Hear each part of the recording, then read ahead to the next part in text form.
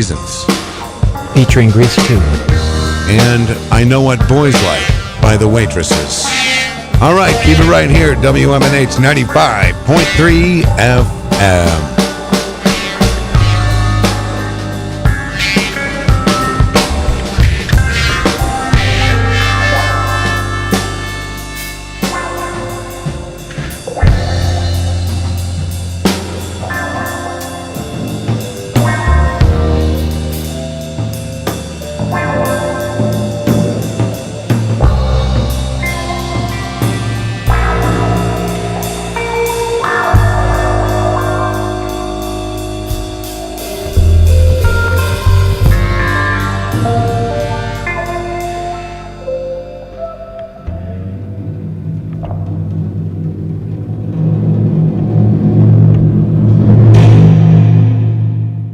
This hour on WMNH is sponsored by CGI Business Solutions, located at 5 Dartmouth Drive in Auburn.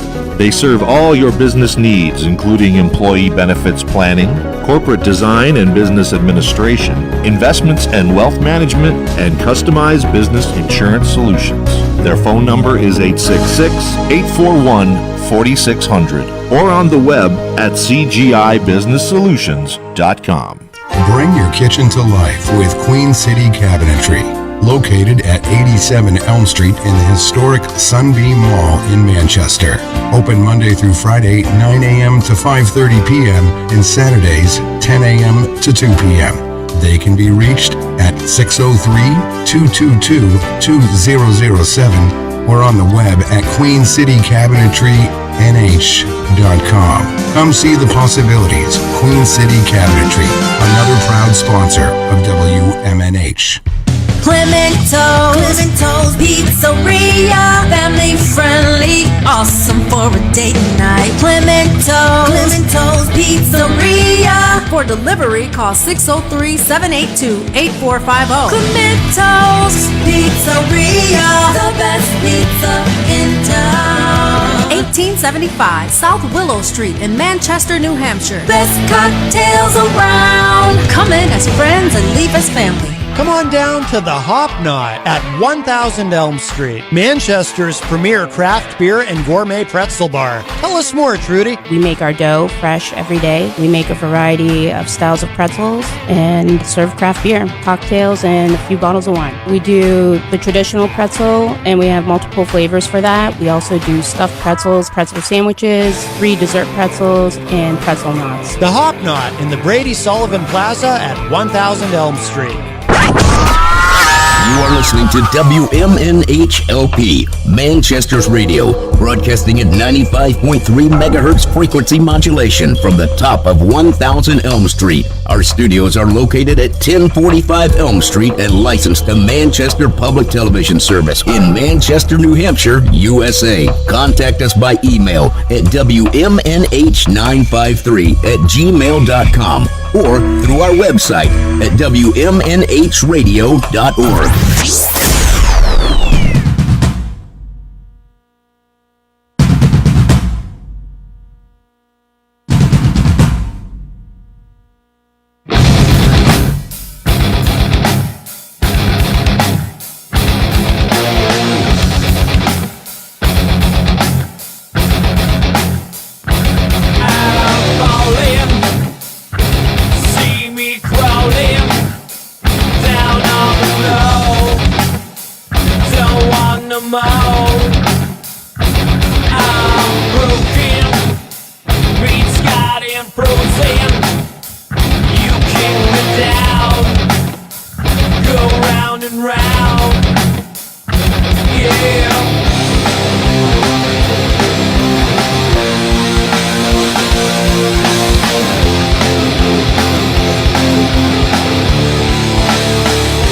Say it with me.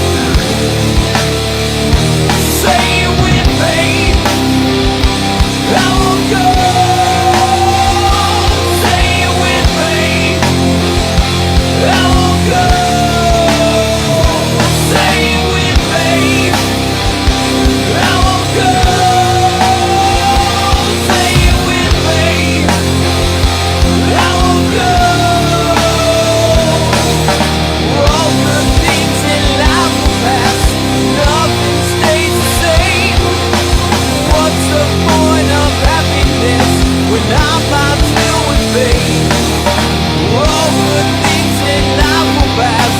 Nothing stays the same.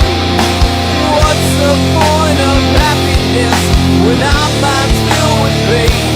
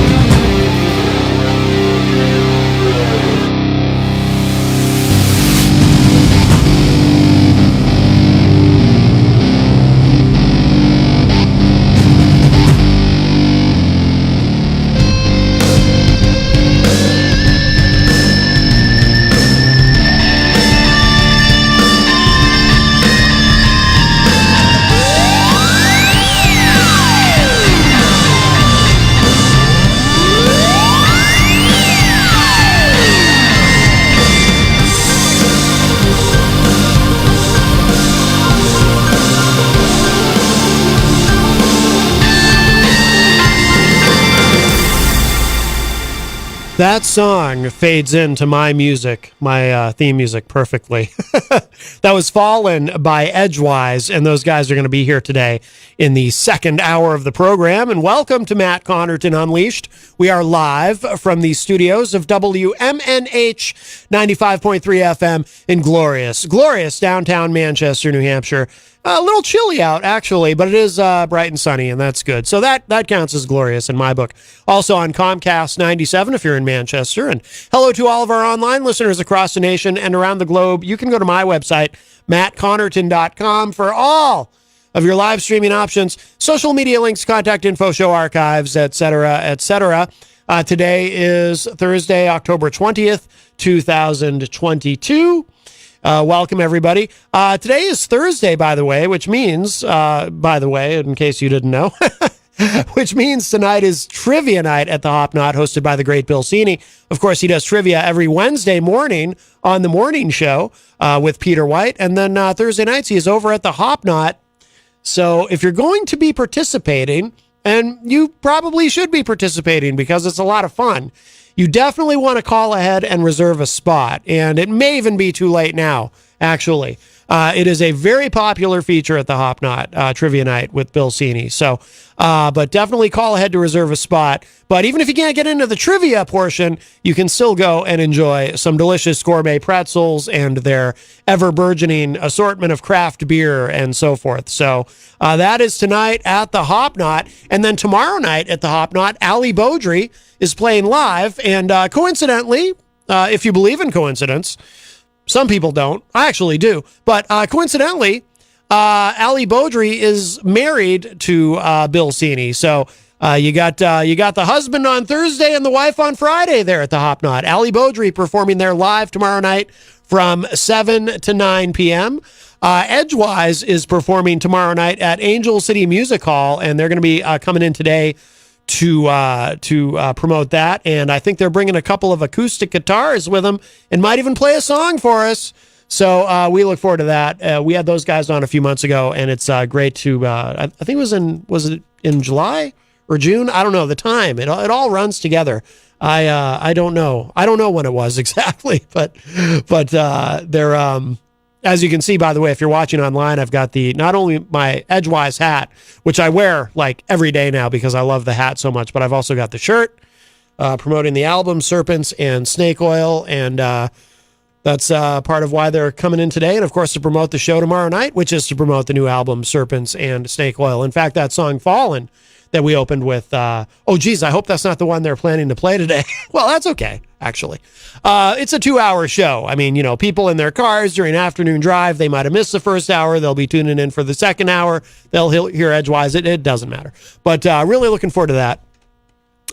In the meantime, we have plenty of other things to discuss. If you'd like to give us a call, 603-250-6007 is the number, 603-250-6007. You can also text me at 617-917-4476. Tweet me at Matt Connerton or send an email to matt@mattconnerton.com. And of course, you can interact and opine in the Facebook live chat. But the best thing to do so that we can hear and enjoy your dulcet tones is to give us a call at 603-250-6007.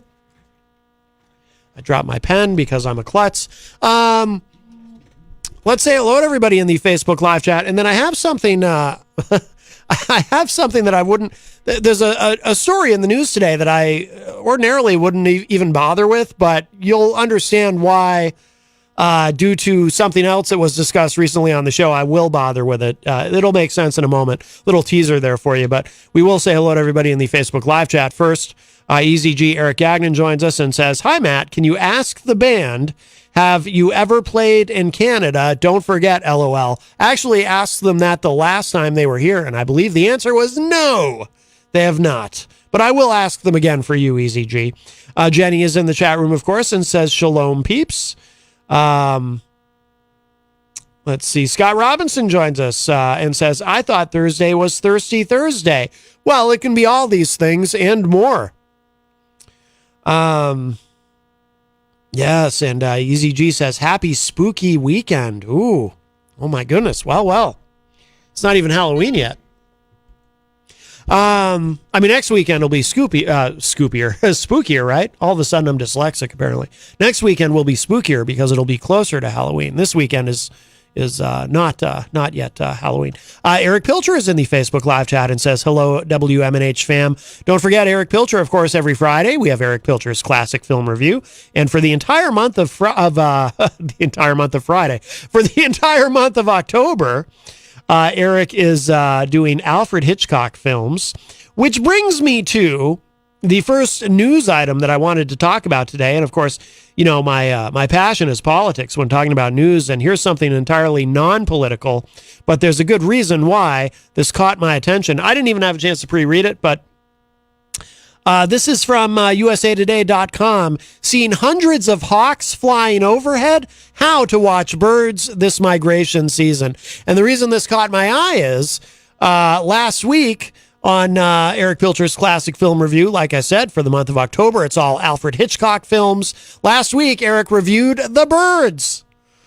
So this is Dateline Detroit. Thousands of hawks are doing what we all wish we could, flying south for the winter. In Michigan, for example, Okay, I'm already completely bored with this. There's nothing really interesting here. This is something that happens every year, so never mind. I just thought it was kind of funny because it relates to birds, large quantities of birds flying, and last week Eric reviewed The Birds. But the news story itself is not interesting. There are much more interesting things. Let's go across the pond, shall we? Do birds fly across the birds don't actually cross the ocean, right? What would be the point? I imagine they'd get very tired. But we can go across the pond and look at what is going on in UK politics. And you might think, but Matt, there's so much going on in American politics. Yes, but this whole Liz Truss thing is fascinating to me. Hello to our friend Crystal from the great state of Illinois, who joins us in the Facebook live chat and says, hello, everyone. Liz Truss, Prime Minister, for a whopping 44 days has already resigned. And we talked about this, it was this week, right? Earlier this week, or was it last week? I think it was this week. Funny, I had intended to ask John Hopwood his thoughts on this because he knows a lot about UK politics, much more than I. And I wanted to get his take on this whole thing yesterday, but we just didn't get to it when John was here with us. But she is the shortest serving prime minister in the history of the UK. 44 days. There was even a live stream that someone had put up, and they were trying to guess, what would last longer, a head of lettuce or Liz Truss as Prime Minister of the UK. And it turned out the head of lettuce won. The head of lettuce has not yet gone moldy or whatever happens become rancid. I don't know what happens to a head of lettuce when it becomes unsafe to eat, but I don't know the correct term. But the head of lettuce was still fully intact. But Liz Truss, as far as I know, is also fully intact. But her prime ministership, if that is a term, a prime ministership, that ship has sailed across the pond, except why would it come here? None of that makes any sense. I'm mixing metaphors and failing catastrophically. But the point being, Liz Truss already resigned. And part of what is so fascinating about it to me, and this is part of why I wanted to ask John Hopwood yesterday, and it just totally, we just didn't get to it, but, they have a very different system there, of course, and a parliamentary system, which John always advocates for. He says that he thinks we should have something more like it here, but it's not like here, every 4 years we elect a president, and of course, if you want to be picky about it, which I suppose we could be, we don't actually, as individuals, vote for president. We vote for electors, and hopefully those electors are the correct electors. But that gets us into a different story. But anyway, we vote for electors who then go and are supposed to represent the candidates in the Electoral College whom we voted for, and so on and so forth. We all know how that works. But in the British system, in the UK system, they, the controlling party, they vote in Parliament to elect a prime minister, if I have this correctly. And so it's almost, this is going to sound really weird to say it this way. I'm not saying it's not a big deal when a prime minister resigns, when they step down or when they're ousted. But it's not as big a deal, I guess, in a way, as it would be here. When Nixon resigned, obviously that was a big deal. And everyone knows that, when the president resigns, the vice president then becomes president and has to appoint a vice president and so forth. But in the British system, the party retains control. So the prime minister resigns. Boris Johnson had resigned a little more than 44 days ago, right? Well, he announced his resignation, but then he was still there for a few weeks, I think. And then, and he did the famous hasta la vista, baby, at the end of his speech, at the end of his sign-off, which I actually kind of liked. A lot of people made fun of him for it, but for whatever odd reason, it appealed to me. I said, that's kind of funny. Gonna miss Bojo. That's what they call him over there, So I'm kidding. I'm sure they don't call him that. Well, maybe they call him that over there. We'll have to ask our friend Alex Whiteley. Hello to Mike Pelopita from Queen City Cabinetry in the historic Sunbeam Mall, joining us in the Facebook live chat. But, Crystal in the chat room says, this is from Rocky Huber, our friend Rocky, who apparently is in some sort of Facebook jail where I guess he can communicate with other people on Facebook, but he can't comment in the chat room. From Rocky, hi, can you tell everyone I said hi except Jason Federson because he wants me to drop the soap, please? Oh, my goodness. Well, don't do that. Then you have to bend over to pick it up and you might hurt your back. That's what that refers to, right? Chris Rose is in the chat room and says, good afternoon, our friend from the Commonwealth of Massachusetts. Hello, Chris. So I've been fascinated by this. Liz Truss lasting only 44 days.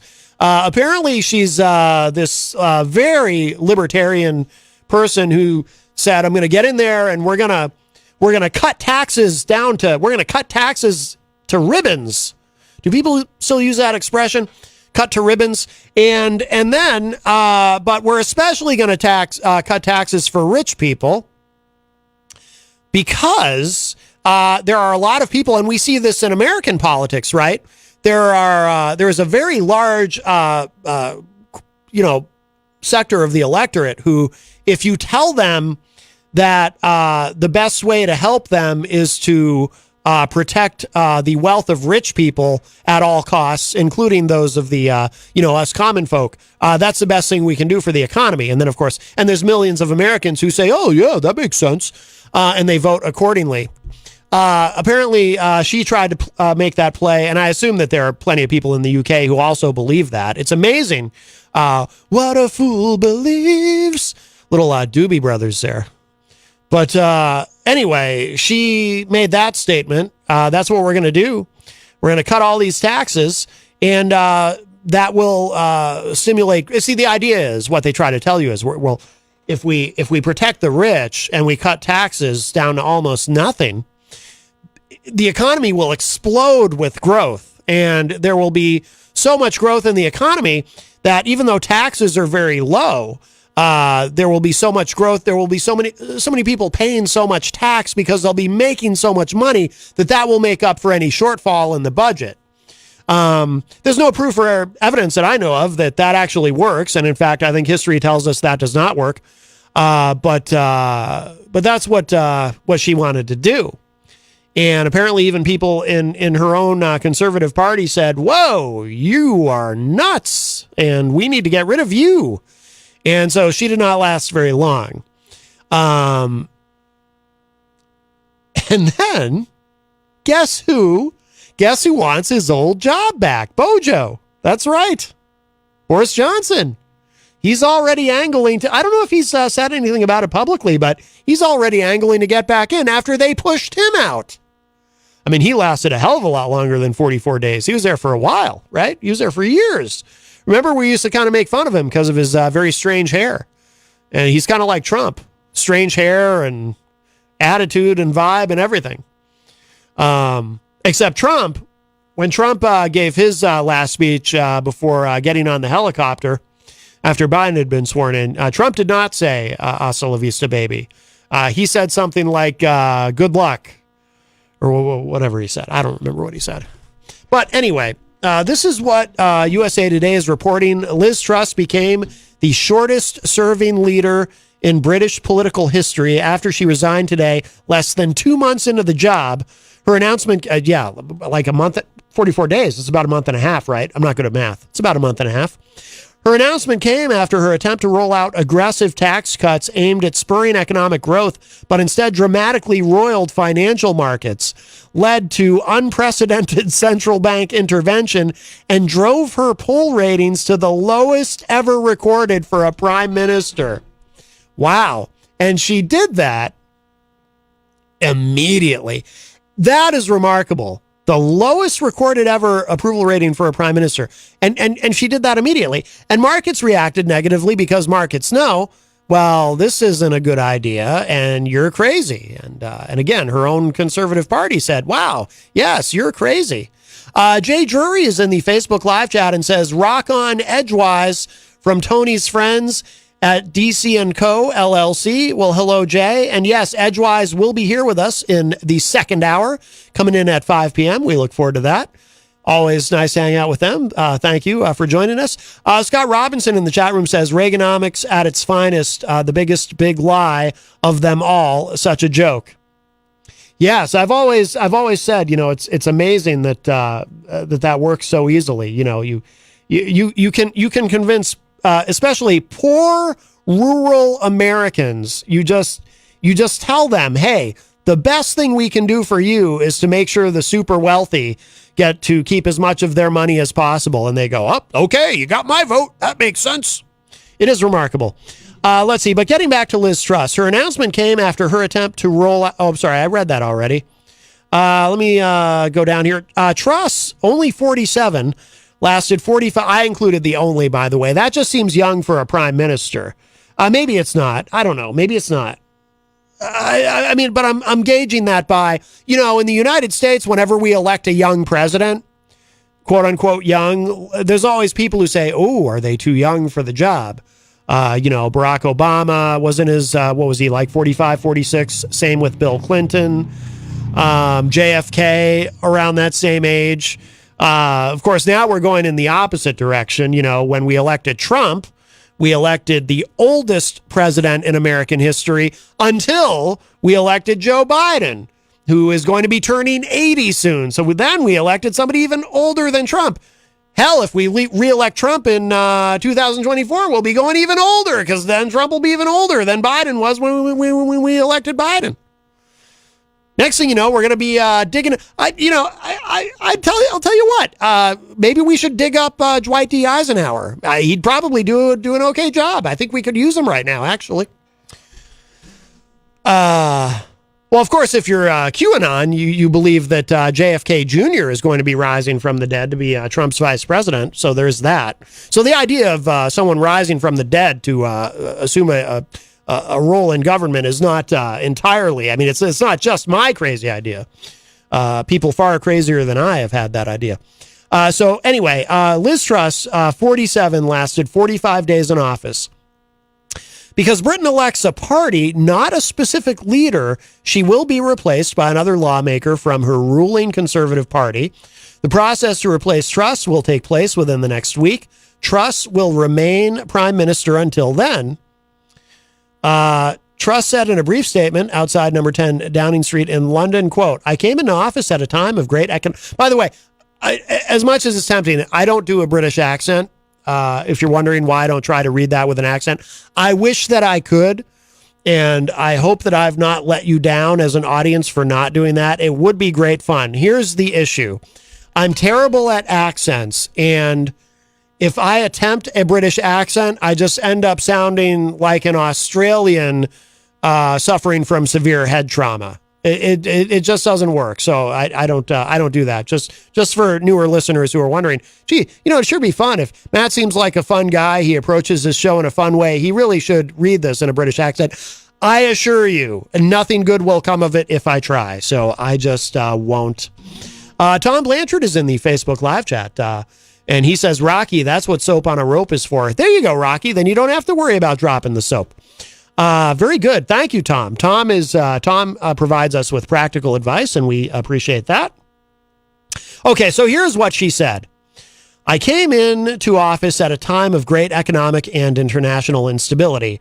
I recognize, given the situation, I cannot deliver the mandate to which I was elected by the Conservative Party, unquote. I thought it was interesting. She gave herself a little cover there in that she said, I cannot deliver on the mandate for which I was elected by the Conservative Party. In other words, sort of throwing a little bit of the blame on her own party, saying, look, you elected me to do certain things, like, because you're the Conservative Party, you elected me to cut taxes on the wealthy and so forth. And I just can't do it right now. But that's not my fault necessarily. And I only point that out because the other day I gave her great credit, and I do still give her credit for this. She actually apologized. This came before the resignation. This was yesterday or the day before. I think the day before. She apologized. She publicly apologized. She said, I've made some mistakes. I've made some misjudgments. I'm working on it. I'm working to fix those. But I am sorry, and I do apologize. And I thought, wow, how often do you hear a politician actually say, I'm sorry, and actually accept responsibility for their own mistakes and misjudgments? And I thought that was impressive and, dare I say, refreshing.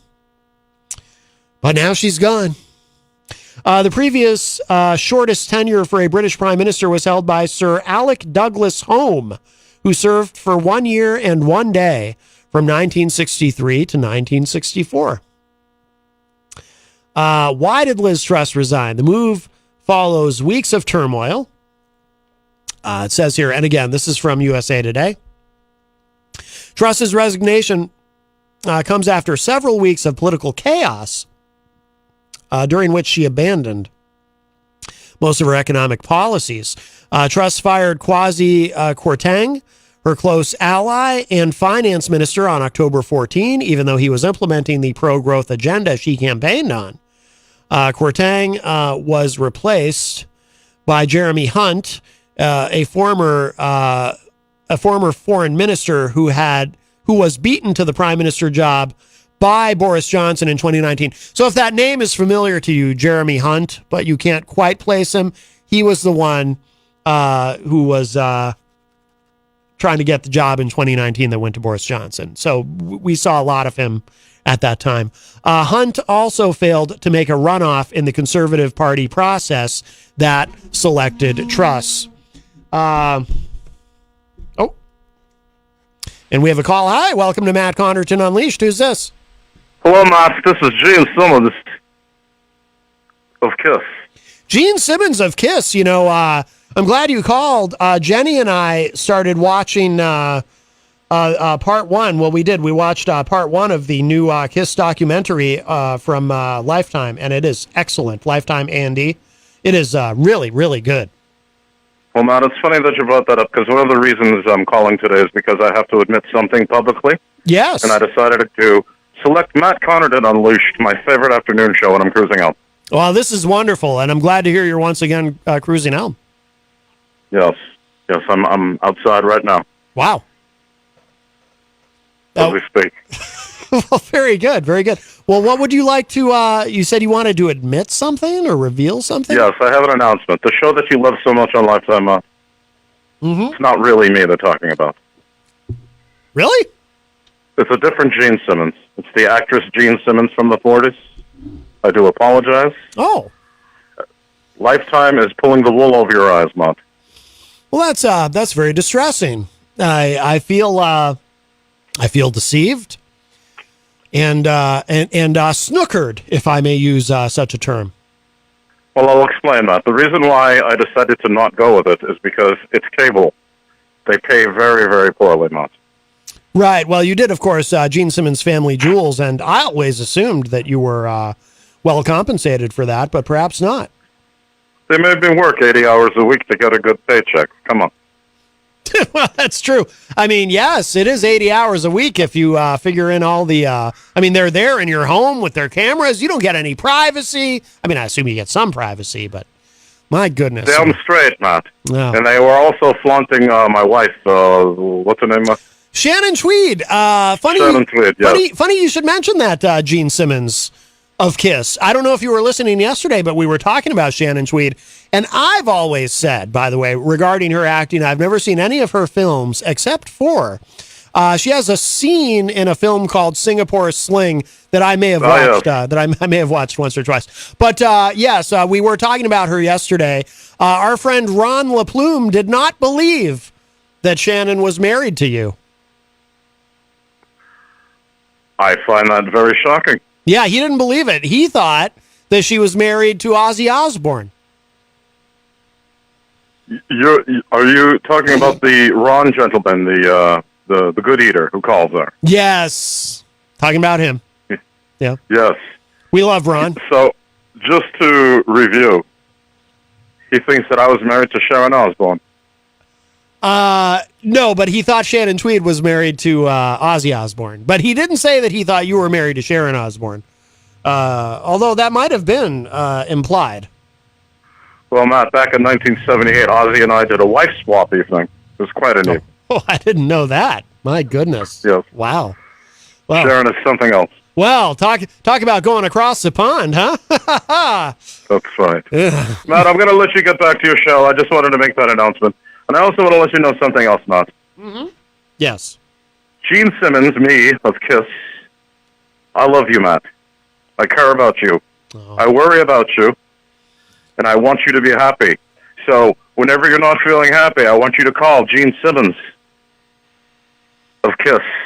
And I will help you the best I can because I love you, Matt. Oh. You understand? I love you, Gene Simmons of Kiss. All right. All right. I'll be waiting for your call. All right. This is 1-800-KISS online, right? That's right. That's right. And if you call now, Matt, I'll give you 25% off my sympathy. Wow, that's a great deal. Well, thank you. Thank you, Gene Simmons of Kiss. You're welcome, Matt. Take care of yourself. I love you. All right. Love you too. All right. A lot of people love you, Matt. A lot of us. Well, that's wonderful to hear, Gene Simmons of Kiss. Thank you. Thank you, Matt. All right. Thank you. Bye. All right. Bye-bye. Always wonderful to hear from Gene Simmons of Kiss. Kiss is my favorite band, and the stars come out on a Thursday. We had Gene Simmons of Kiss. We have Edgewise coming in. It's wonderful, wonderful. 603-250-6007 is the number if you'd like to join us. 603-250-6007. I see Jason Feddersen has joined us in the Facebook live chat and says, "Good afternoon, everyone." And that reminds me, I don't see her in there yet. Although just because I don't see her in there doesn't mean that she's not in there, because sometimes depending on which browser I'm looking at, I don't always see people right away. But don't forget to vote for Melanie for next Face of Horror. We want to keep that going. I'm a little unclear on where the process is exactly, but I know she graduated to a new group. She's in the finals. I'm not sure how it all works, but just vote for her. You can vote every day. You get a free daily vote. You can purchase additional votes if you so choose. But if you're a cheap SOB like me, you can vote every day. You get one free vote every day. Vote early, vote often. You don't have to wait for Mayor Daley to tell you. You can just do it. And it is not voter fraud, I promise you. So please continue to support our friend Melanie in the next face of horror. Let's see. We'll put a little bit of a button on this Liz Truss thing. Is that her giving her that website just froze on me. Damn USA Today. You know what it is? USAtoday.com. There's a lot of pictures and graphs, and sometimes the browser gets overwhelmed. AP News also reporting Truss quits,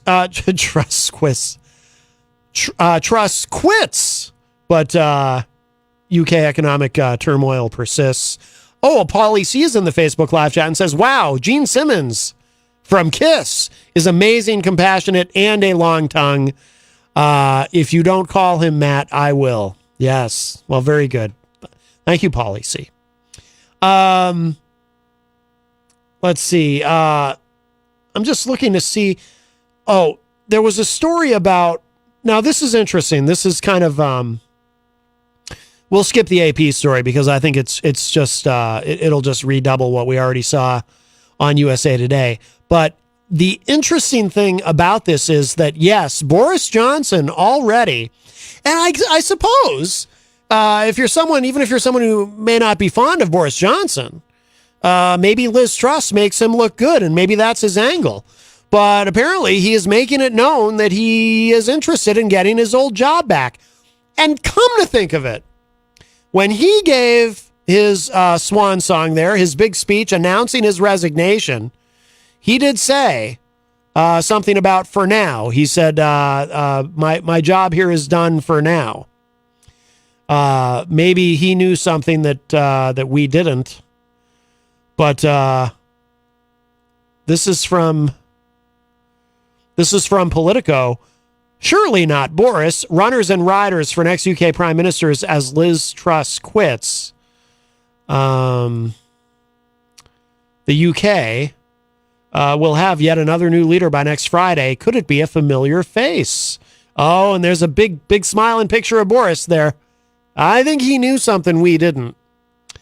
Says here, whisper it, but Boris Johnson could be on the comeback trail. The ousted former Conservative leader is strongly rumored to be mulling a return to 10 Downing Street less than 2 months. Again, really a month and a half after leaving to make way for Liz Truss. Truss's premiership imploded with a spectacular speed in 44 days, and her dramatic exit paves the way for a lightning leadership contest.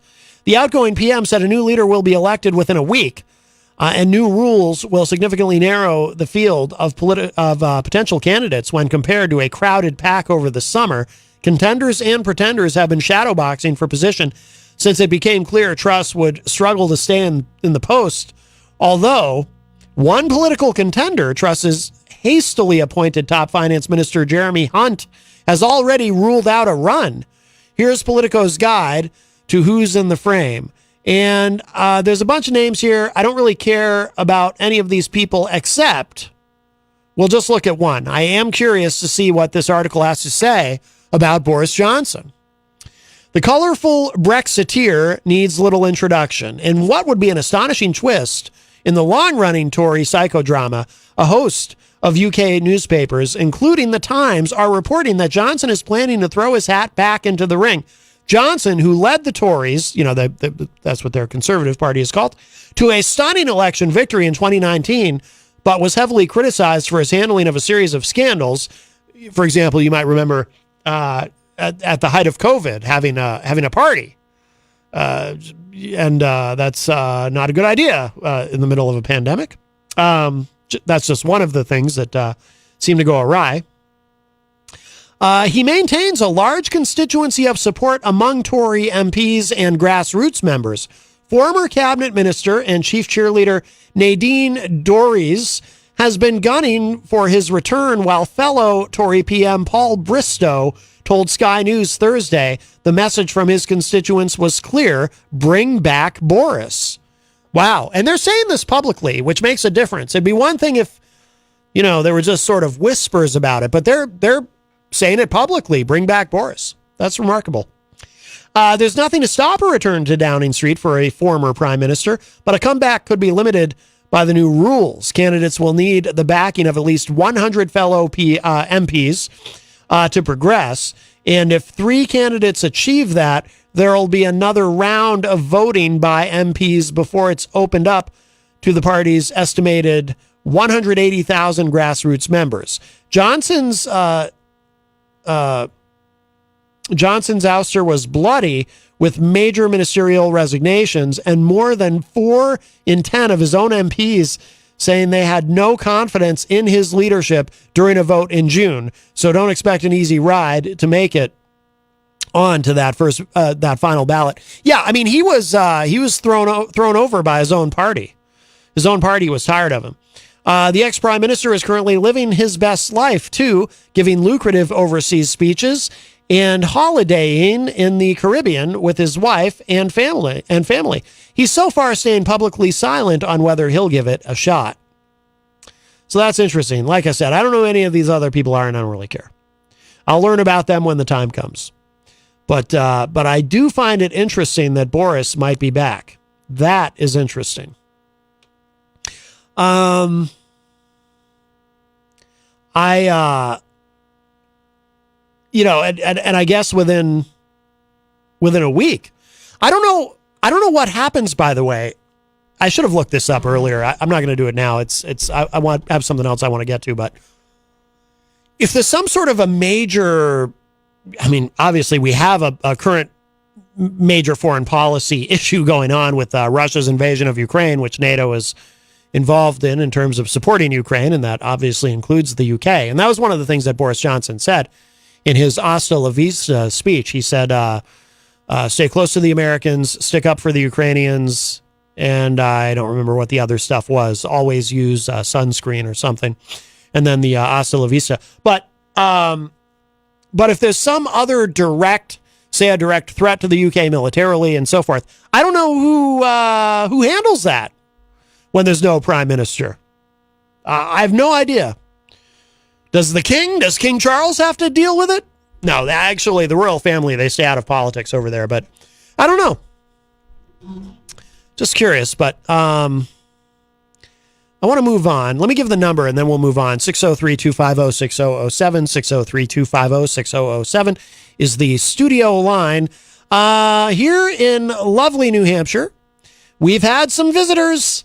Democrats flocked to New Hampshire in 2024 shadow primary. Before we do, Crystal posted this in the chat room. If Boris was forced out by his own party and they voted no confidence in him, why on earth does he think they will revote him in? Delusional aspirations of grandeur. Yes, but Crystal, here's the thing. If he can make the case, or apparently he's being quiet, and he probably doesn't want the job back anyway, but if he can make the case, or I should say, if proxies can make the case on his behalf, then if enough people can make the case that he should be back, then maybe they can sort of promote the idea that hey, he's better than Liz Truss. You know what I mean? He might look good. He might look really competent in contrast to Liz Truss. So I don't know. But I wanted to look at this quickly. Democrats visiting New Hampshire. You know, when you see Democrats or Republicans traveling around, if they go to New Hampshire or Iowa, there's usually only one reason, and it has to do with some sort of a presidential aspiration. Now, we know that Joe Biden is planning, although no formal announcement has been made, but we know that Joe Biden most likely is running for re-election in 2024. But what if he doesn't? What if something changes? And it could. It says here, this is from thehill.com, potential Democratic presidential hopefuls are traveling to New Hampshire with striking frequency, campaigning for midterm candidates while introducing themselves to voters in the first-in-the-nation primary state. It's a sign that just weeks before Election Day, the 2024 campaign cycle is already underway. While most Democrats are there as surrogates, the roster includes some of the same names who ran for president in 2020, jumpstarting the conversation about what the next few years would look like if Joe Biden doesn't seek a second term. There are Jim Demers, veteran Democratic operative in the state who worked for President Obama and Senator Cory Booker, Democrat of New Jersey, on their national campaigns, said, quote, "There are three categories of visitors to New Hampshire right now on the Democratic side. There are those who are just the good friends who are coming here because they've got relationships with our candidates and relationships with people. There's another group that maybe are the generation where they feel like, even if I don't do something in 2024, it's a great investment in the future in 2028. And then there's a group that are like, I'm not going to run against Joe Biden, but if for some reason Joe Biden actually says I've decided not to run, they don't want to be completely caught flat-footed. I think all three approaches are good strategies for New Hampshire. It's a chance for friends and potential future candidates to make relationships here, which are key because our campaigns are so personal," unquote. For now, the state's battleground Senate and House races are compelling reasons to make the trip. Senator Maggie Hassan is competing against retired General Don Bolduc in one of the most consequential contests for control of the upper chamber. And it gets into some of the the other nuance of why these various people are traveling here. But there you go. It's and that's one of the things that I like about having the first in the nation primary. I know not everyone agrees. You know, John Hopwood talks about he doesn't think that New Hampshire should be the first in the nation primary, but that is why he calls his show WPYP. We Pick Your President. Scott Robinson in the chat room says he needs to step down.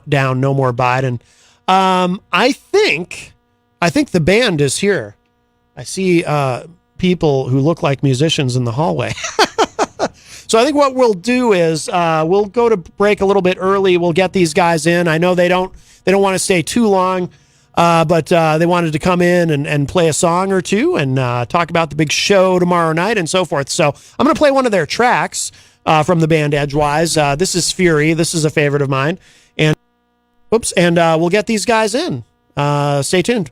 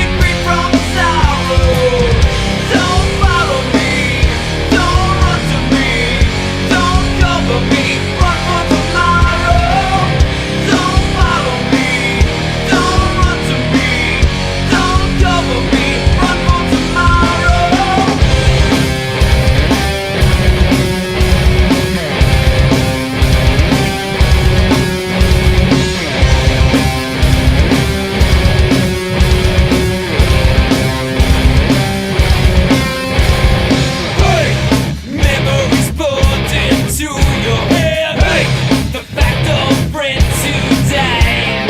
Hey, the scars on your face don't fade away. Hey, the reasons for sacrifice. Hey, the silence from behind the light. Hey, was it fate I didn't take?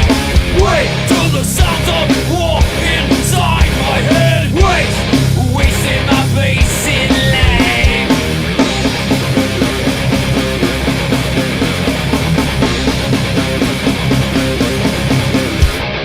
In the life of war, don't close your eyes, don't beg, don't borrow. See the whites in their eyes, ignore the noise, be free from sorrow. Don't follow me, don't run to me, don't cover me, run for tomorrow.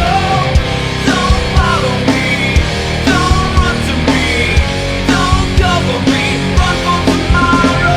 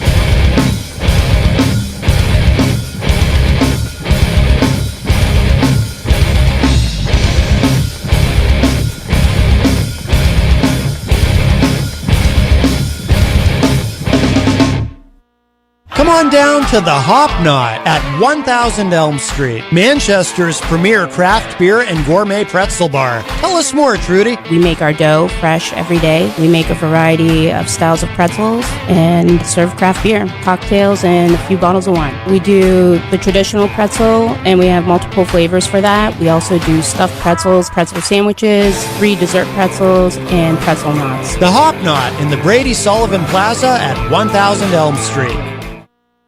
Bring your kitchen to life with Queen City Cabinetry, located at 87 Elm Street in the historic Sunbeam Mall in Manchester.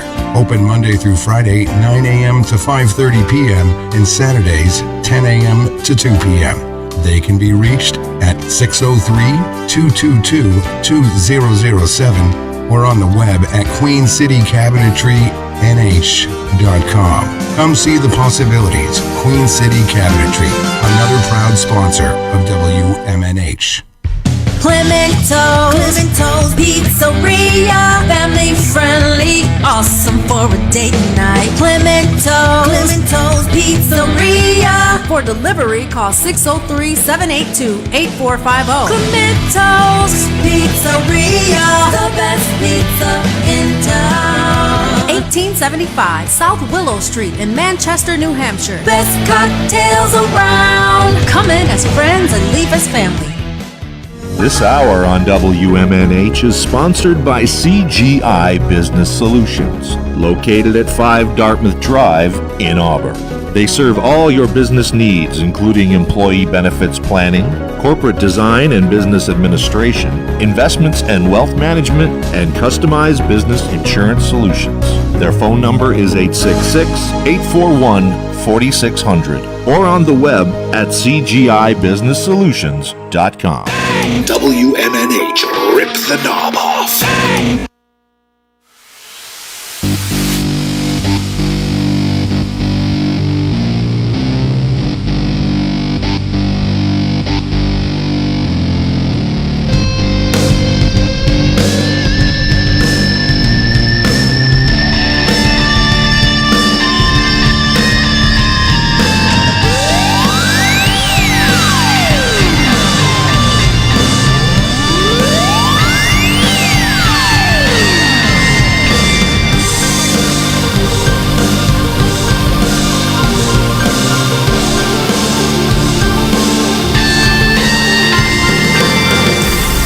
Welcome back, everybody. Here we are, Matt Connerton Unleashed, and we are live from the studios of WMNH 95.3 FM in glorious downtown Manchester, New Hampshire. Also on Comcast 97 if you're in Manchester. And hello to all of our online listeners across the nation and around the globe. You can go to my website, mattconnerton.com, for all of your live streaming options, social media links, contact info, show archives, etc., etc. Today is Thursday, October 20th, 2022. And don't forget, tonight at the Hop Knot, it is Trivia Night, hosted by the great Bill Cini. Very popular feature there, so if you are going to participate, you're going to want to call ahead and reserve a spot. But even if you can't get in on the trivia, you can enjoy those delicious gourmet pretzels and craft beer and all the good stuff there at the Hop Knot, our amazing sponsor. And right now in studio, as promised, so we'll, let me get these mics up here, and there's our old friend Chris at the news desk there. How are you, sir? I am well. How are you? Good, good. And not everyone's necessarily on a mic at the moment because you guys are going to be playing live for us, but whoever wants to say hello over there on that side of the room, just yell something out. What's up? Hey, how are you? Hello. Hello. Hey, everybody. No, this is really cool. I'm looking forward to this. I've not heard you all play acoustically, so this is gonna be cool. We haven't really either. Really? Yeah. Is this? Takes two of us. Will this be a first time doing this on a radio show? 100%. Yeah. No kidding. Oh, cool. Oh, this will be really good then. I'm looking forward to this. Yeah. You guys got the big show tomorrow night. We do. So we released our album Tuesday, Serpents and Snake Oil. Yes. So we're excited about that. So we're going to play the whole thing tomorrow night at Angel City Music Hall with our friends Day to Attend and Ozium. Uh-huh. So that'll be a lot of fun. And we'll throw in a few classics as well. So you're playing the whole thing beginning to end, the whole album? Yep, every song. Very cool. So I kind of like the idea of we're not doing it to cover to end because of some tuning issues, but yeah. But it's super cool. Have you guys done that before with previous releases where you played the whole thing? No. Oh, okay. Cool. Wow, this is wow. We did on All Things End on our release show for that. We didn't get all the songs. Oh, there was a few. Yeah. Oh, okay. Yeah. Gotcha. Yeah. So it came out officially Tuesday, so I assume it's on all the platforms. And are there physical copies as there well? will be tomorrow. Oh, very good. So that's exclusively at the show, and then you'll be able to order them. Yeah. And all that sort of stuff. So right now it's exclusively through the website and our partners, Bandcamp. Yeah. And then, in the coming weeks, we'll spread it out to Spotify and Apple Radio and all that sort of stuff. But Excellent. And this is your only show in the area. Is that true for 2022? yep, unless something amazing comes along. Yeah. Metallica wants us to open up or something. Right. Because I'm sure they're dying to play Manchester. Have they? They did, didn't they? Back 1989. in, yes. I was going to say back in the 80s. Yeah. Down on the Arms Park. Right. Yeah. Absolutely. Have you guys? Are you already working on new material, or are you still just focused on the current stuff? We're always working on new material. Yeah. So there's a few songs and ideas for the next batch of songs. Yeah. So yeah. I think we'll have to. The holiday season tends to muck things up. Yeah, of in course. terms of getting anything real done, but now we'll get back at it. There's actually enough songs that got recorded that never made an album to make another album. Oh, really? Yeah. But they need to be fine-tuned. Something was missing, or it didn't have that right, or didn't match the that right sound for whatever album we wanted to put it on. So yeah, they're like B-sides. Oh, okay, that makes sense. Yeah. I always thought the back in the early days, like Sabbath and Zeppelin, they seemed like they put out an album, or even Kiss, right? Like every year. Oh, yeah. But they were just right on the road all the time, right? So I'm like, why can't we do that? We're not as busy as them, apparently, but yeah, we're different types of busy. Yeah, I think too at a certain point, I mean, it was the process was quicker, and that you didn't necessarily have all the without having all the technology, like Kiss in the 70s, it was actually, every year there would be a new album. Right. And then you get into the 80s and it's more like every 2 years, and then eventually every 3 years. And Sabbath was like that too, now that you mention it. Aerosmith too, I think. Yeah. And then you get to like the Tool mode, it's like one every decade. Right. Exactly. Well, also too, when you've got all those all that popularity and fame and all that money, you can afford to take a lot of time off between albums and tours and so forth. But it's tough out there right now on the road. I don't know if you guys have been keeping up on this, but I've been reading about these. There's been a couple of bands that have decided not to tour. Like they had national tours planned, and they said, with inflation being what it is, and gas and everything is so expensive, they just can't do it. Just can't viably tour right now. Yeah, and I think some of the bands I see who seem to figure it out pretty well in terms of getting revenue through their YouTube channels, social media, they're finding other ways to make money. Yeah, and realizing you don't really need to tour. Right. Especially some genres. So I think the older bands, I think they're fine because they have their built-in audiences. But I think there's a lot of bands that are perfectly fine just recording and doing a couple festivals or something. And what's interesting about what you just said, and I've never quite thought of it this way before, but for so long it was like, if you go back to like the early days of Napster and, when the internet really made it so you could find any music you wanted at any time and get it for free and whatnot. All these artists were complaining about how that was, ruining their, that revenue stream of selling albums and getting those royalties. When in reality, people made a lot more money touring anyway than they ever saw from, the purchase of a disc. But the internet came along and kind of ruined part of that, right? But now touring has become untenable for a lot of artists, but it's like you just pointed out, but the internet is helping to save them because they're able to monetize through YouTube and other aspects with content. Right. Yep. So it's kind of all come around that way. It's interesting. The internet screwed everything up, and then it might have just saved everybody. Well, of course, and during the pandemic, God bless the internet for all kinds of reasons for that too. So, absolutely. So you guys are gonna play. You want to do a couple? Do you have time to do a couple songs? Sure. For us today. Yeah. What are you gonna play? So we're gonna do a song called "Stone" off the new album. Okay. Which is fairly acoustic bass. Yeah. I've been making up my own words lately. Acoustic. It's basically acoustic. It's basically acoustic.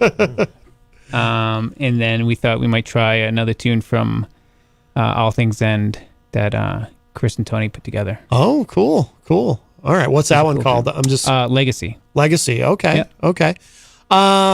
Do you guys want to? We can move that. Do you want to put that mic in the middle of everything, and I can turn that mic on? Sure. Yes, does that work? It's not on right now, so don't worry. It won't go ka-thunk or anything. And then once it's situated, I'll turn it on. And Really looking forward to this. So if you're just joining us, Edgewise is here with us in the studio. They've got a big show tomorrow night at Angel City Music Hall, and with Ozium and Day to Attend, and the brand new album, Serpents and Snake Oil. And by the way, if you happen to be watching online, you can see I've got the shirt. And I did legitimately get a compliment on this the other day. I don't know if it was just in passing. I don't know if the guy was a fan of the band or if he just liked the shirt, or either way, it's pretty cool. But yeah, I was out somewhere and some guy said, "Hey man, I like your shirt." So, yeah. All right, let's. I'm gonna Striking imagery. Get that middle mic on there, and what? Why don't you guys, just mess around for a minute, and I'll try to get these levels. Probably bring these down. Oh, actually, keep that one up.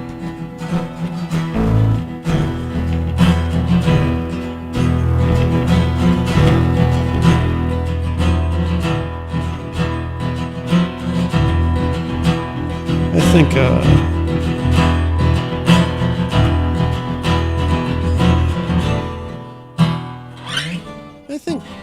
I think these sounds pretty good.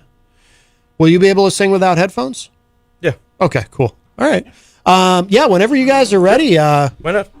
Go for it. And looking forward to this. Here, everybody here doing their first acoustic performance on a radio show. This is Edgewise. All right, who counts it up? Start it up. I can do it if you want.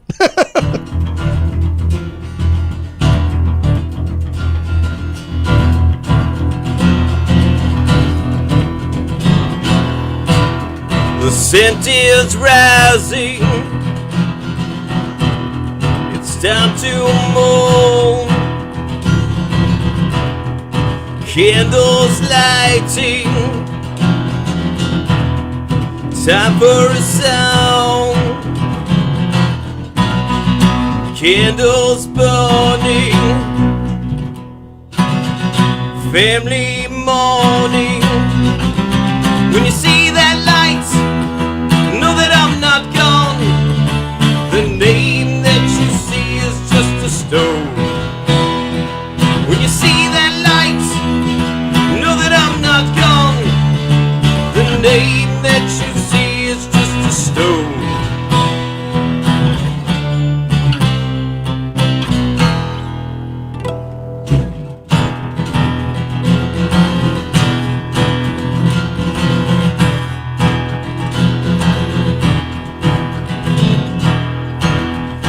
Door is closing. The end of the show. Tears are flowing. Time moves on.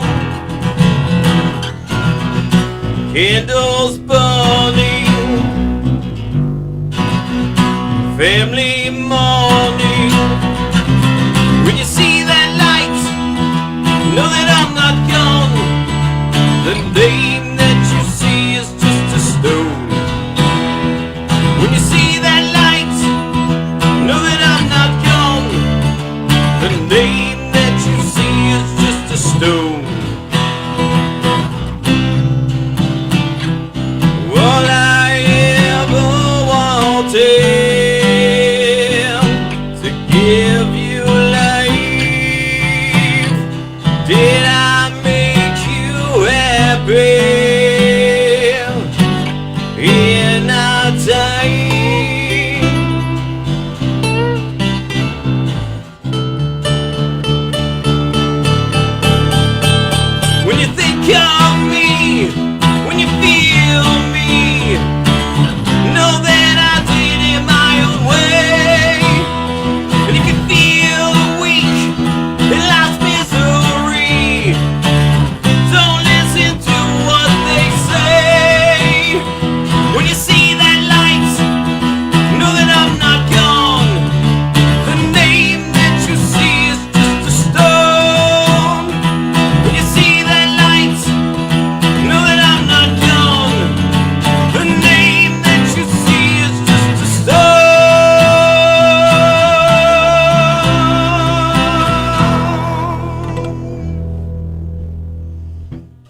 Kick ass, guys! That sounded incredible.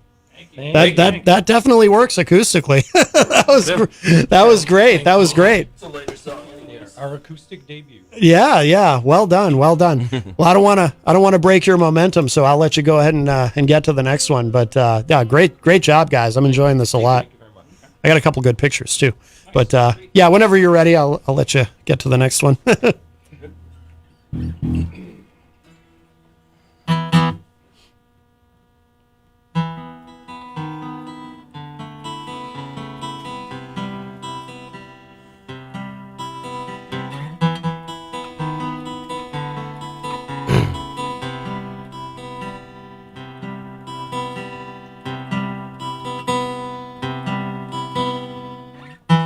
Gone, and so we change a life filled with intent. Of all the things that I've tried, I don't quite know the steps. And cast it into swollen lives, a black that bears a name. A drop of time, I hear the chime, I meant well, so they'll say. Don't look away.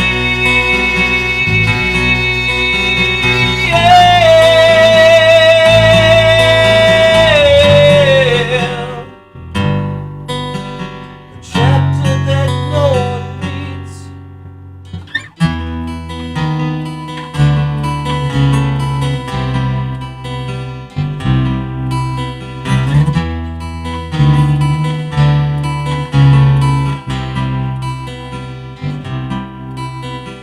Right and slow, gluttony, kings and queens with no shame, holding on to visions faint, nearly filled with mistakes, and cast it into swollen lives. I thought I had time to save, to capture dreams and shape the minds. They'd say it's my legacy. Don't turn away.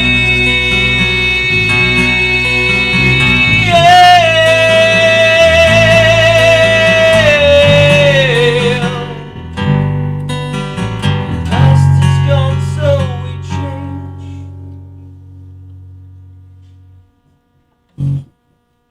Oh, wow. I like it. Great job, Big guys. applause. That's really Yeah. Oh, man, you can project.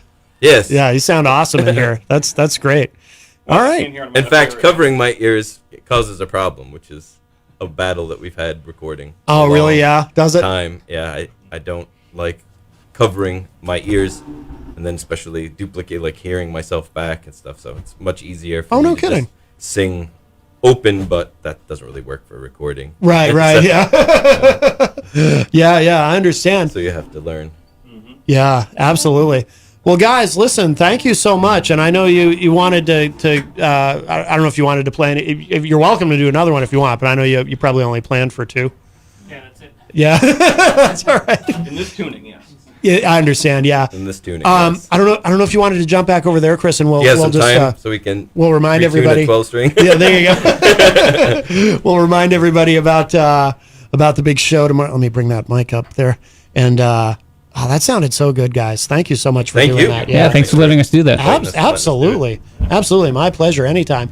But yeah, so tomorrow night at Angel City Music Hall, these guys are playing, and you've got Day to Attend and Ozium. Is that the other band? Yes. Ozium I'm not familiar with. Day to Attend I know, of course, Jeff Richards, but Ozium I'm not familiar with. Are they new or have they been around? No, they've been around a little while. Okay. So they do a great job. They've been putting out some new music that sounds really, really good. So I Cool. wanted to hook up with those guys again. Yeah, sweet. And of course, the new album just came out. That came out Tuesday, Serpents and Snake Oil. Yep, free download through our website, edgewisemusic.com, and or stream it. And as we said, it's be available on CD for those who like physical copies at the show tomorrow night. And then from that point on, you can order it as well, and we'll bail it out to you. Cool. And cool. then we'll spread it worldwide, Spotify and all that. Yeah. All those platforms within the next week or two.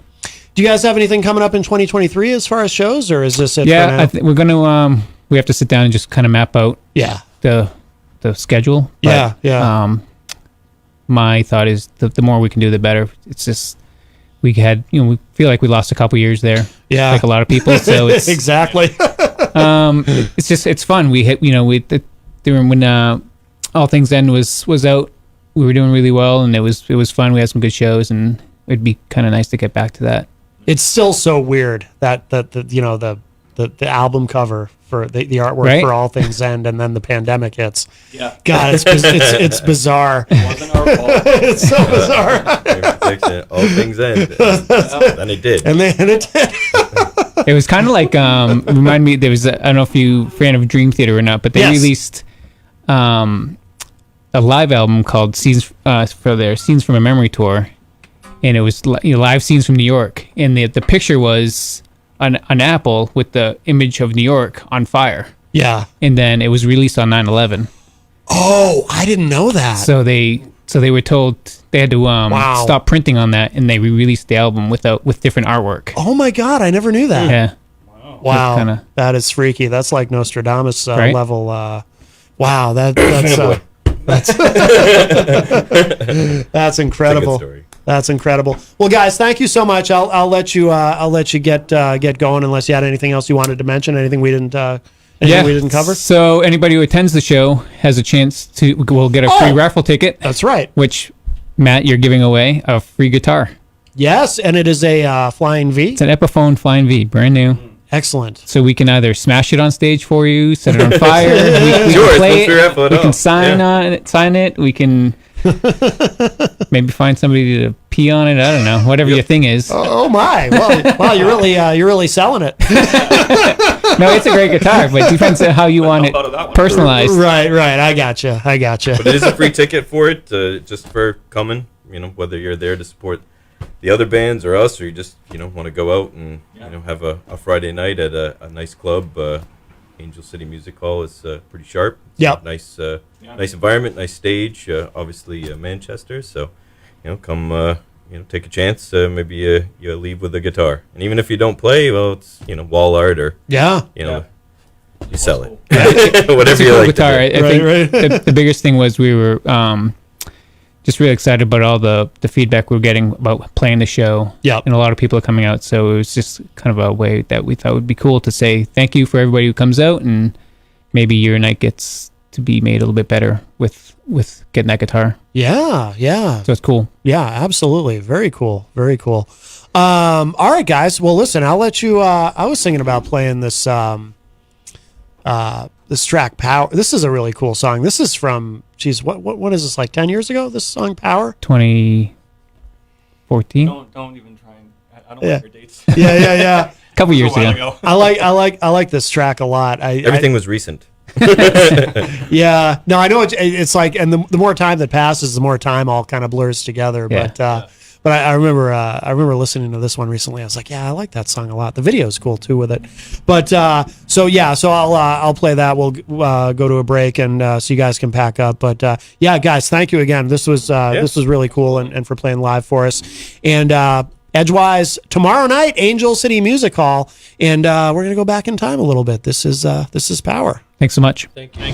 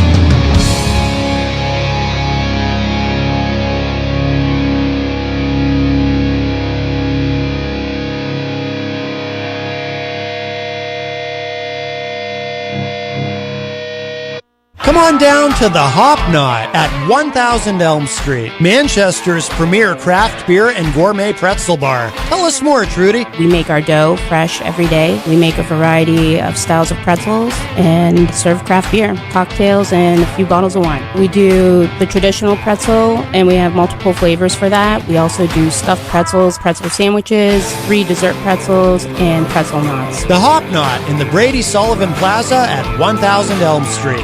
Bring your kitchen to life with Queen City Cabinetry, located at 87 Elm Street in the historic Sunbeam Mall in Manchester. Open Monday through Friday, 9 a.m. to 5:30 p.m. and Saturdays, 10 a.m. to 2 p.m.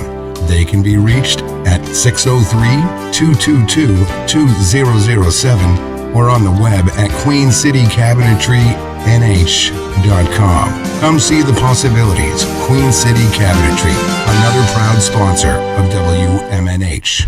Clemento's Pizzeria, family friendly, awesome for a date night. Clemento's Pizzeria. For delivery, call 603-782-8450. Clemento's Pizzeria, the best pizza in town.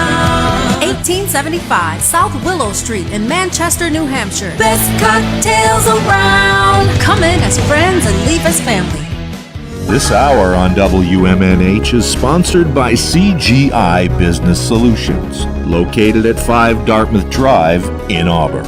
They serve all your business needs, including employee benefits planning, corporate design and business administration, investments and wealth management, and customized business insurance solutions. Their phone number is 866-841-4600 or on the web at cgibusinesssolutions.com. WMNH, rip the knob off.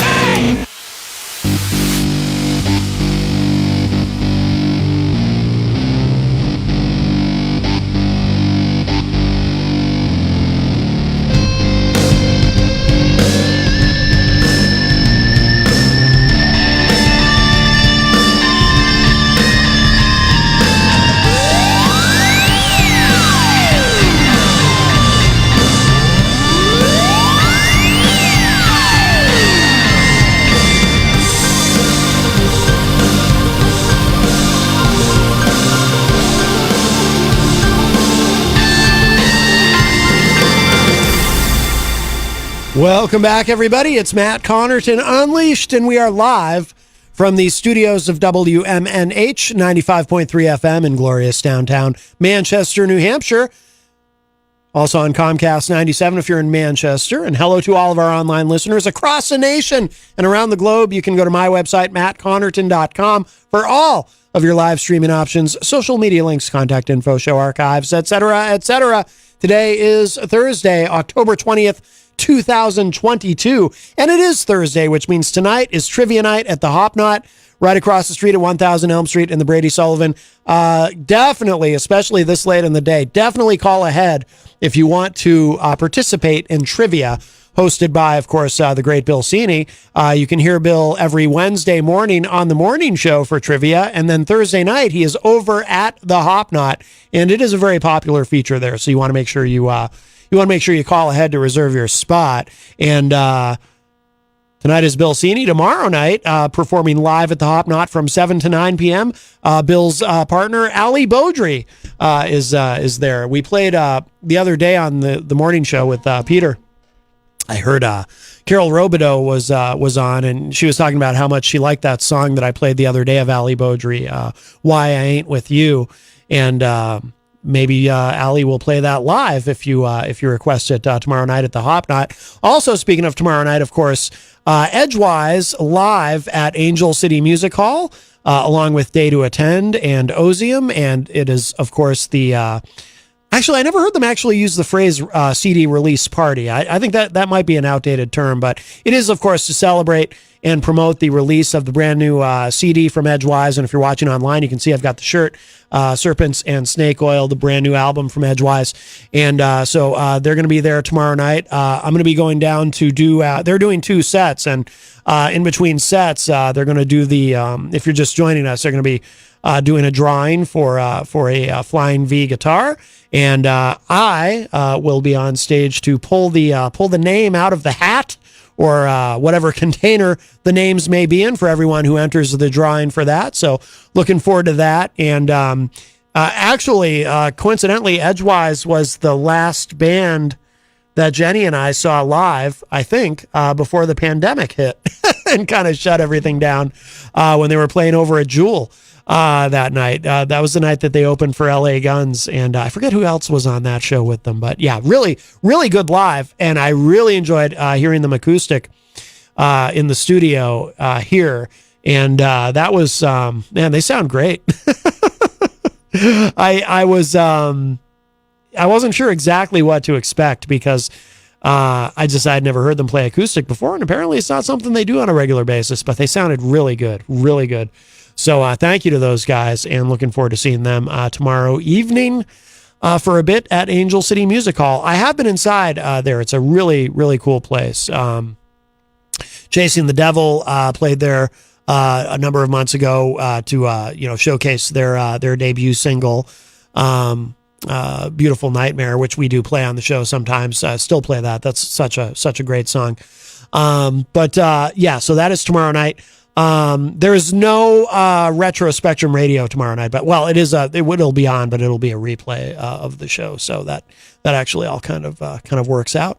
Melanie in the chat room says joining late. Band name, that is Edgewise.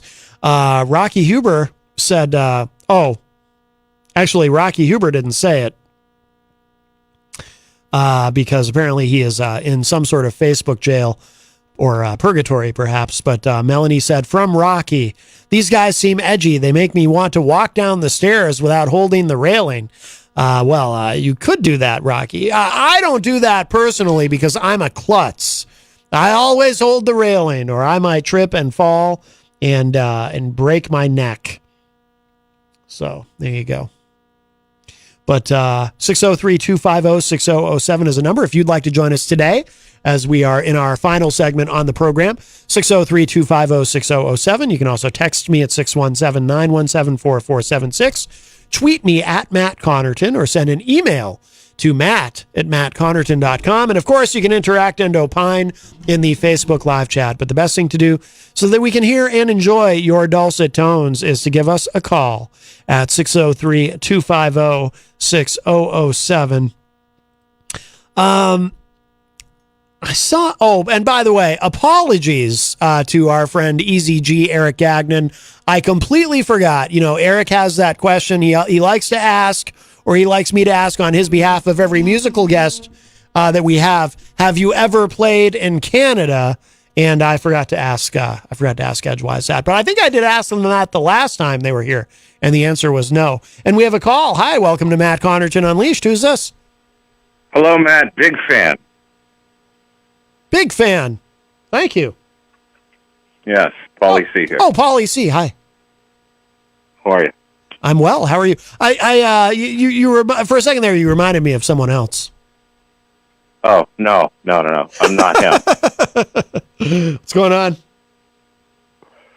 I am calling just to confirm with you and our listening public that we will not be on the air tomorrow night. Yes. Will it be a replay? Yes, it'll be the replay of last week. Ah, yes. Remember what we did last week? Did you listen? You weren't there. Did you listen at home? No. I was in I was in no condition to That's my boy. Loving those playbacks on his own show. I did not listen. I'm sorry. Well, I got to tell you, it's the first week. Remember, I was wondering about how the replay would sound on Podbean? Yes. It's absolutely corrected. The playback is now sounding lovely. Oh, really? For everybody. Good. Oh, that's good. Yes. Excellent. Absolutely. what a lot of people don't know out there is that saves about an hour and a half work at the end of the night, now that it sounds improved. So, yes. Well, good. Yeah. So anyway, yeah, we won't be on this week. Something suddenly came up, and we will be back next week for our 2-year anniversary, Matt. 2 years. Hard to believe. Yes, 2 years on WMNH. It really is hard to believe. 2 Looking years. at Dan. 2 years looking at Dan. Every Friday night. That is, wow.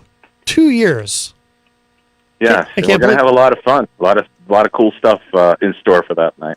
By the way, I was looking for this and I finally found it. Something suddenly came up. There you go. I'm not as quick with it as Peter is. Something What were suddenly you came looking up. for? That Something suddenly came up. from the Brady Bunch. Oh, yes. You know what? People on the phone can't hear any background stuff anymore. Really? Yeah, I can't hear anything but you talking. Oh, no kidding. Yeah. I wonder why that is. That actually, Yeah. though, that could be an advantage in some instances. Now that I'm thinking about it, when Yeah. when- If you think about it, that might not be such a bad thing. actually, yeah, I can see where that would be valuable. Now all we need is a feature to let people stop talking and let you talk for a moment, and then they talk again. You know, the art of conversation. Yes. What are you referring to, John Hopwood? No. John Hopwood, he talks a lot, but then he lets you interject. I'm talking about somebody else who calls and has an entire soliloquy, doesn't let you get a word in edgewise, and then they hang up. Oh, edgewise. Well played, sir. I don't know if you did that intentionally or not, but yes, edgewise was on the show today. No, not him. Not him either. Well, them. It's no, a band. I'm talking about another great rapper in our time, Easy G. Oh, Easy G. Yes. See, I thought you were referring to John Hopwood because, yesterday I'm trying to give the number and he's sitting there singing a song while I'm trying to give the phone number, and I had to admonish him. Well, it's not such a bad thing to tell Hopwood to shut up every now and then. True. It's kind of like therapy for me. Yeah. But we love him. Oh, of course. Yeah, he'll be coming in a couple more months to do the Celebrity Dust thing. And we might have a movie episode before then, too, with John with us, maybe in November sometime during the holidays. Oh, cool. By the way, Melanie La Liberty in the chat room says, be nice to Dan. He is a gem. She's a big fan. Oh, Christ. Mm-hmm. Big fan. I'll tell you, you do something nice for Melanie just once, and you've won her over forever. She's a loyal, loving, caring person.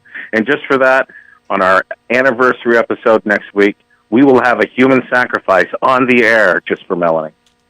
Wow, that's exciting. Yeah. So does that mean no Foghat report? Oh, don't say that yet. Oh. No, there won't be any Foghat report that week. I was just gonna, I was gonna try to squeeze in the Foghat report, but Yes. we're not doing the Foghat report next week because of the special. And but we will return to it as normal. And by the way, I did hear some of last week's show. I heard about my visit to Building 19. So. Oh yes. Yes. Did you win? By the way. I always win at Building 19. No, you came in fourth last year, so that's what we were talking about with the Colin Hay lookalike contest. That was last year. This year, I became Colin Hay of Men at Work. You won? Yes. Forget about the Halloween special next week. Next week, we're going to do a whole night of Men at Work. That's fantastic. Melanie says, "Can I pick the human? For the human sacrifice." Well, we know who she won't pick. She won't pick Dan. Right. She won't pick Dan. Mm-hmm. And she won't pick DJ Steve because he's fun and lovable. Uh-huh. And she won't pick you because she likes you better than I do, or better than she likes me, because she listens to you on that show and Retro Spectrum Radio. Right. So she listens to you twice as much. So I guess that means me. But she can't pick you because then you're the host of the show. Right, but she's thinking logically. She's like, well, Matt's there in that same seat 5 days a week. True. He'll just take over. Yeah, that's true. I could jump in if I had to, yeah. Yeah, you could just walk over my torso, just step over it, Uh-huh. and get in front of the mic, take over. And I would walk over it. I would not step on it, just to be clear, because that would be disrespectful. Right, and then you could call it Retro Spectrum Unleashed with Ooh. Matt Connor. Oh, that does have a bit of a ring to it. I'm not going to lie. All right. Oh, boy. I could just hear that song list. Tonight we're going to listen to Kiss for a change. That would be episode 1. All right, so anyway, I heard the invite at the top of the hour there to call in, so I did. Well, I'm glad you did. Yes, I thought it would be a good opportunity to let our fans know that there will be no episode of Retro Spectrum Radio just tomorrow night, but it will return next week at its regularly scheduled time. Check local listings. Well, very good. Well, we look forward to that, and thank you, Paul. Appreciate the call.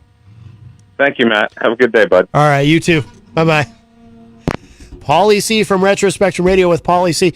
Wow, so next week, it will be the 2-year anniversary. That is incredible. Now, of course, Retro Spectrum Radio has a long history, a long and storied history. Before coming to WMNH, we used to do the show more than a decade ago now. We started it as a podcast, and that was online. And then 2 years ago next week, it will. Paul brought the show to WMNH 95.3, and I've missed a couple of them, but I do have the best. Next to Paul, of course, I do have the best attendance record still of any of the participants in that program. Well, very good. Very good. 603-250-6007 is the number if you'd like to join us. 603-250-6007. I wanted to... Jason Fedderson says in the chat room, we will miss Retro Spectrum Radio with Paulie C. On date night, we say to you, #Matt. I think Jason Fedderson's been overtaken by a bot. Well, these things John Hopwood warned us about that yesterday, that could happen. Hey, this is something weird and kind of not something you probably expected to hear about today, but this is a story. You know, there's always so much news going on that sometimes some of this falls by the wayside, but I think it's interesting. The Guardian is reporting that Biden officials have been sued over the delayed release of JFK assassination records. Nonprofit archive Mary Farrell Foundation says repeated delay has deprived historians of ability to work on the president's death in 1963. Now, I just think this is interesting because, of course, there's still so much we don't know. And why is it so important for the government to continue to hide all this information? It says here, a nonprofit archive sued the Biden administration yesterday over Biden's decision to delay the release of government records related to the assassination of John F. Kennedy. The suit was filed by the Mary Farrell Foundation, which has a comprehensive online database of records related to the president's 1963 assassination in Dallas by Lee Harvey Oswald.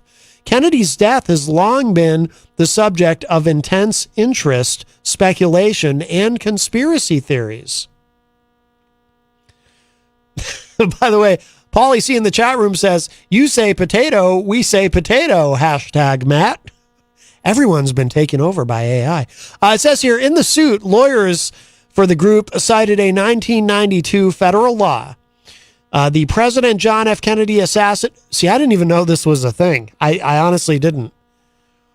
The President John F. Kennedy Assassination Records Collection Act, that's a mouthful, which set October 27 of 2017 as the final deadline for the government to make public records related to the incident. But when that date came, then President Donald Trump pushed back the release of some records until 2021, citing national security concerns. This just gets curiouser and curiouser. Last October, Biden signed a memo delaying release again until December 15 of this year. What is going on with this? Why? I'm so curious. The delays have blocked the release of around 15,000 records. MFF lawyers wrote in the suit, quote, depriving members, researchers, and historians with the ability to learn about the assassination.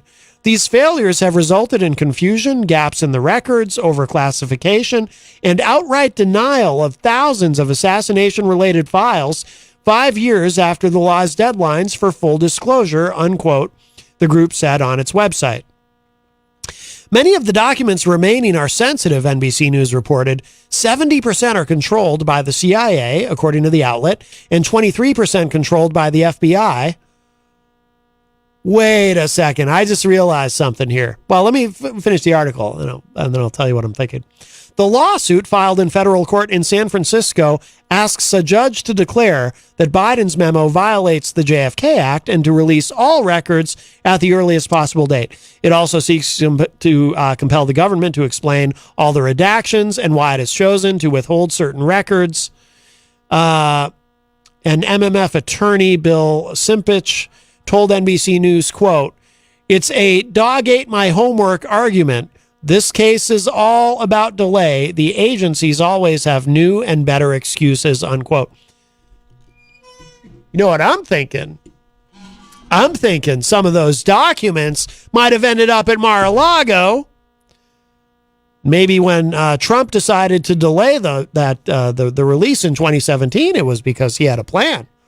I'm going to take these with me when I leave office, and then people will have to come to me for these documents. And then Biden signed the delay because the National Archive hasn't gotten these documents back yet from Trump. I think Trump has the JFK documents. What do you think of that? What do you think of that theory? Yeah, you won't hear that on MSNBC, will you? You got to come here for that. Aha!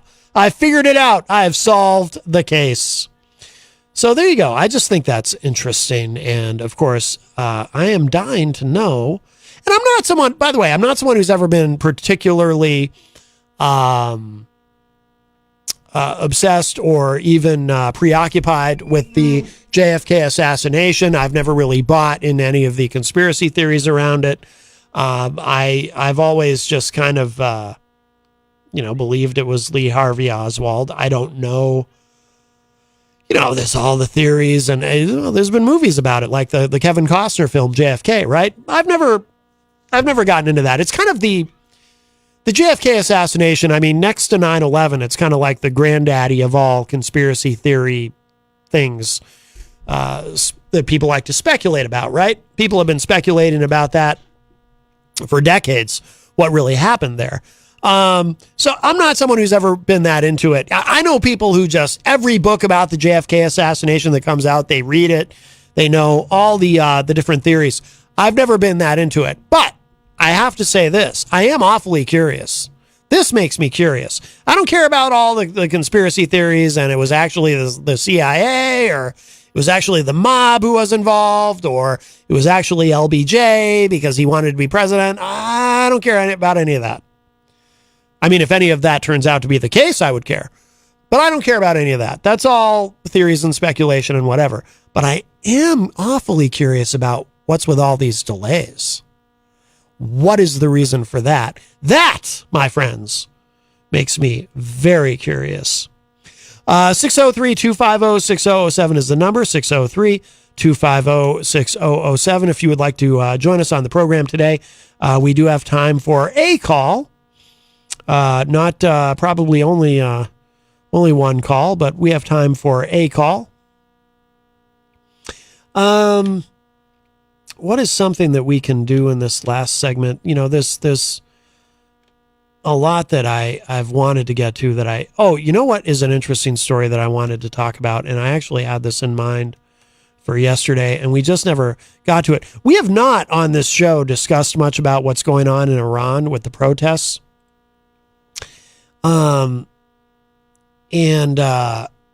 Unfortunately, it's part of what has been a symptom of this, an unintended consequence, of course, is Jason Fedderson says in the chat, you guys need to think what you are thinking about. Oh, maybe I'll play that song to end the show, that Biden song. Oh, Crystal says maybe the CIA really did do it and feds don't want us to know. Possible. It's possible. What has been going on in Iran with the protests is very interesting, and but an unfortunate side effect of it. While it's good to see people rising up against the authority there, it's also put the Iran nuclear deal on hold because it's difficult to really negotiate with the the regime there while all this is happening. I support the JCPOA and I would like to see it put back in place fully.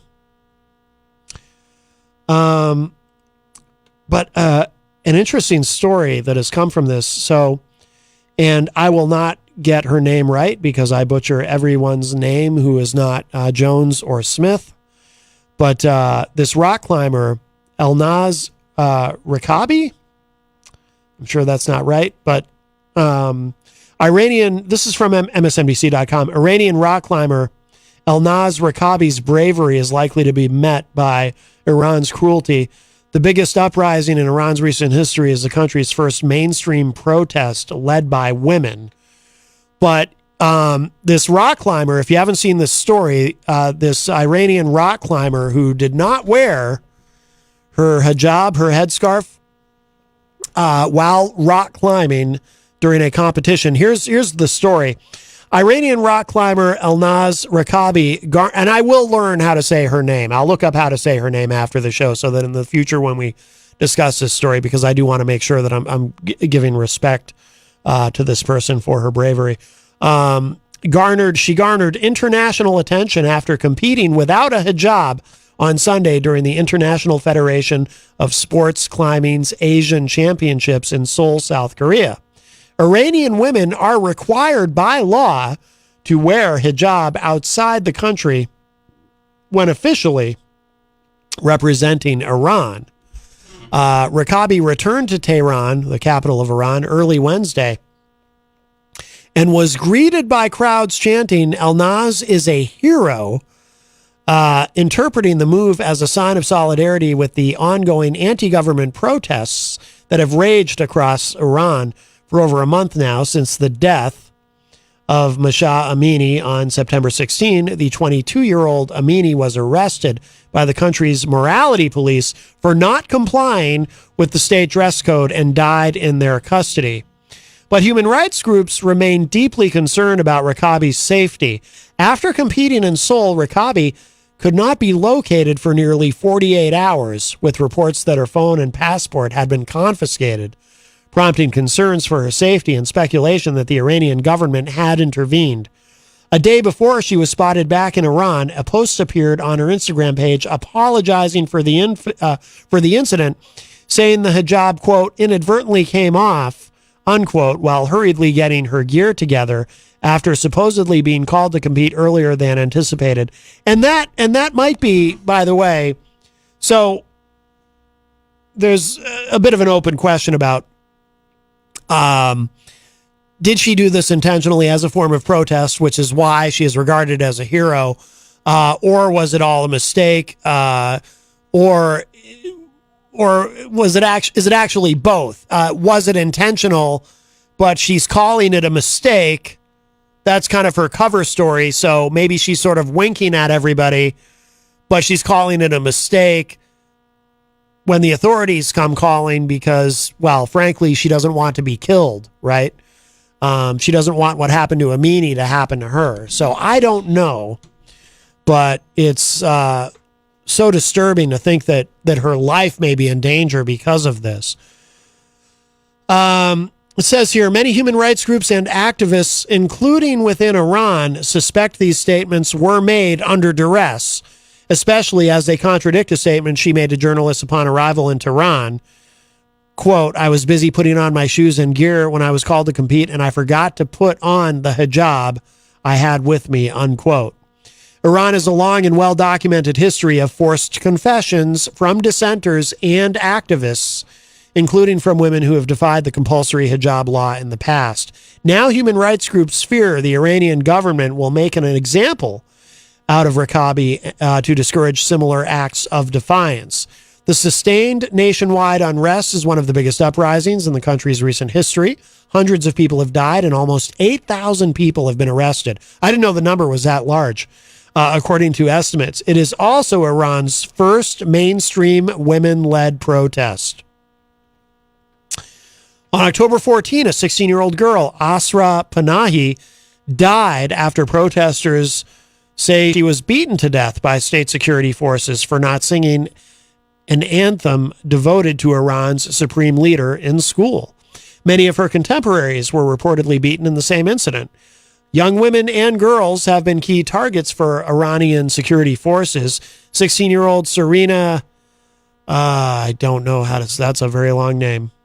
But she was beaten to death by said forces during a protest on September 23rd. Nika Shakarami, 16, and Masa Magoi. I'm so sorry. I should learn how to say these names. These are women who've been killed protesting. But I'm going to skip down here too because we're running out of time. Given the profound threat a women-led uprising presents to the tenuous, regressive, and deeply misogynistic social and political order of Iran, there is a logical motivation for the violent suppression of these protests. The survival of Iranian leadership depends on it. The extent of the state-sponsored violence is proof of this alone. Our reactions are commensurate with how big we perceive a threat to be. And because it is a battle for survival, civilians are unlikely to win in the long run against a well-resourced state without some kind of meaningful outside support. Rakabi's fate remains unclear, though the day after the competition, Hillel Neuer, human rights activist and executive director of human rights watch group UN Watch, tweeted about Rakabi was going to be taken to Evin prison upon her return, which Iran Wire also reported. One of Iran's most notorious prisons, Evin contains many of the country's political prisoners. It, too, made international headlines this weekend after a fire. Oh, yes, that's where the fire was. A fire broke out on Saturday, and at least 8 inmates died. Oh, God. I'm going to skip down again just quickly because we're almost out of time, but this is important. If Western countries like America were serious about buttressing democratic values, they would see supporting a women-led revolution for the advancement of women's rights in an authoritarian country as absolutely imperative. But then again, America has itself cultivated its own special brand of assaulting women's rights, with Roe being just the tip of the iceberg. So its apathy in supporting Iran is perhaps more aligned with its values than the official rhetoric would have you believe. And that was, of course, an opinion piece on MSNBC.com. I should have clarified that. But all right, we are out of time. But I think for our friend Jason Federson, because I know he loves it so much, we should play that Joe Biden song. Think about what you're thinking about. That is from YouTuber The Remix Bros. But thank you again while I pull that up. Thank you again to Edgewise for coming in and joining us today and for playing live for us in studio. That was really cool. I thought they sounded phenomenal, and they're great guys, and looking forward to seeing them tomorrow night at Angel City Music Hall. I will be there. I will be going up to pull the name from the hat or the tumbler or whatever it's in to auction off that guitar. Not auction, but raffle off that guitar that they're giving away to commemorate the release of their new album, Serpents and Snake Oil. And Jason Federson in the chat says, "You are the best, we say to you, #Matt." Thank you. Everybody in the chat room is starting to sound the same. It's remarkable. All right, we got to go. We're out of here. That's going to do it for us for now. If you missed any part of today's show, it will be up in just a little bit at WMNHradio.org and at my website, mattconnerton.com. And I'm out. I will talk at y'all a little bit later. Bye, everybody. Please have a seat. With your permission, I'm going to take my coat off.